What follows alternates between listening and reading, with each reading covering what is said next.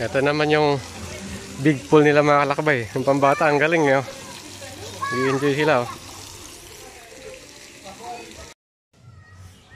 Mga kalakbay, good morning. May papakita akong isang beach resort sa inyo dito sa Tansa, Cavite mga kalakbay. Malapit lang to. From Bacoor, 1 hour lang yung biyahe. From Metro Manila, siguro mga 3 to 4 hours. So dito lang yan sa Tansa, Cavite. Ito na yung papasok ng Villa Buena Flor Resort mga kalakbay dito sa Tansa, Cavite. 600 meters lang to mula sa highway ng going to Naik. So mga kalakbay, may signage yun sa left side, Villa Buena Flor. Tapos kakanan tayo rito. Tama ba? Ayan, dito tayo.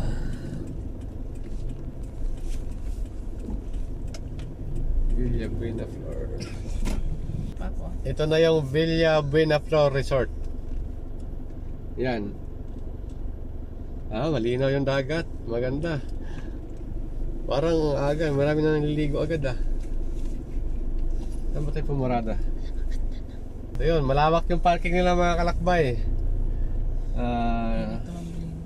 Hindi ko alam, pwede lumapit dito para pumarada Villa Buena Flor. Malawak yung parking pati sa looban mga kalakbay, pwede kang pumarada. Ito. So dito na ako paparada para malapit at saka natatanaw ko yung sasakyan ko. Pwede rin dun sa bungad sa labas. Tapos ito nga yun. Tapos pwede ka rin kayo maglaro ng volleyball dito mga kalakbay. Meron din silang volleyball place. May mga naglalaro ng volleyball mga kalakbay May mga naliligo na. Black sand pala to dito mga kalakbay. Black sand.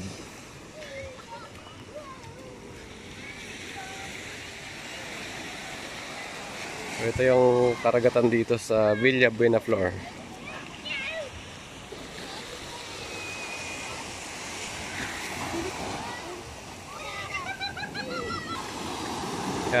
Inagahan namin mga kalakbay para hindi pa ganun kainit, pero may mas maaga pa sa amin. Nag-enjoy na yung mga kabata Tapos yan.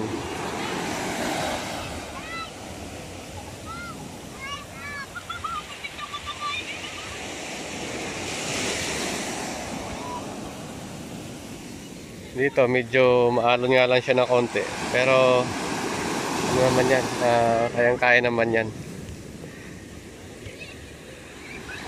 Kasi open na yan dyan mga kalakbay.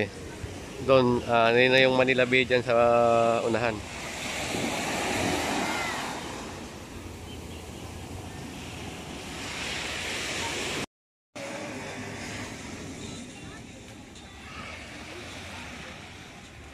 Ito pala yung rooms nila for overnight mga kalakbay.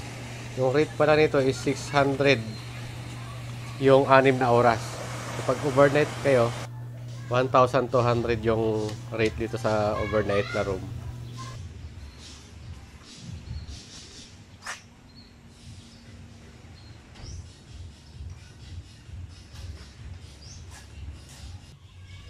May function hall din sila dito mga kalakbay. Tapos ito yung pangalawang parking nila sa loob ng compound mismo ng Villa Buena Flor. So pwede kayong pumarada. Tapos marami naman silang cottage dito. Yan. May mga rooms for overnight mga kalakbay. Tapos doon sa side na yon, yan, yun yung mga cottage nila. Yung rate pala dito mga kalakbay is 250 sa adult, 150 sa mga bata. Tapos yung cottage yung cottage na yun na maliit, 500 daw po yun ang isang cottage. Tapos kung gusto nyo mag table lang na walang cottage, walang bubong, meron ding paupahan. Tapos dito may mga playground para sa mga kids mga kalakbay.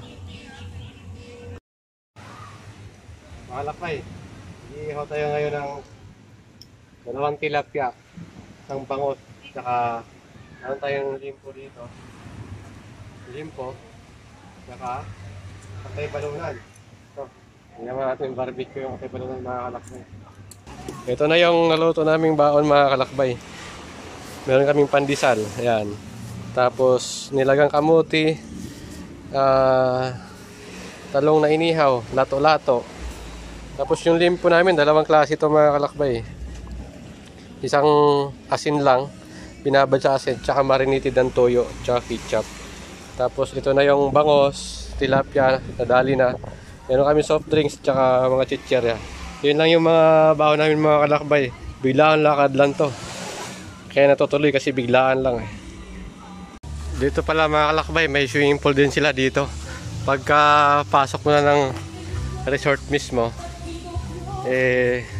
kasama na rin sa entrance yung pool. Pwede ka dun sa dagat, pwede rin dito sa swimming pool.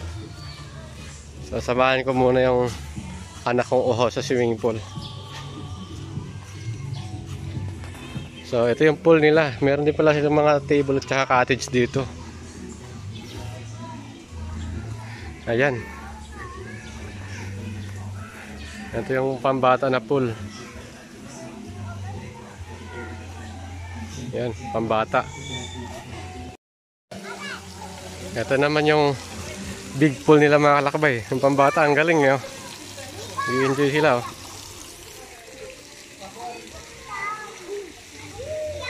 Pag sawa ka na sa dagat mga kalakbay, lipat ka dito sa pool. Ayan. Hindi ko alam kung gaano kalalim nga lang tong tubig nila dito sa swimming pool. Ang ganda. Parang training pool kasi may guhit-guhit siya. Dito lang yan sa Villa Buena Flor Resort sa Tansa, Cavite. Ito yung 360 ng pool part ng Villa Buena Flor Resort sa Tansa, Cavite mga kalakbay. Bali tatlong pool ito. Yung sa gitna yun yung pang maliliit na bata. Yung sa dulo, mga 19 years old pwede na. Tapos ito yung may mga cottage sila dito. Tapos hugasan sa kamay or pagkain. Tapos dito ka na magsha-shower.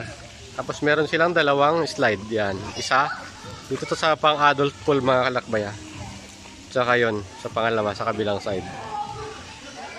Ulitin ko pala mga kalakbay, 100 lang pala yung entrance dito sa mga bata, tapos 150 sa sa adult. Ayan.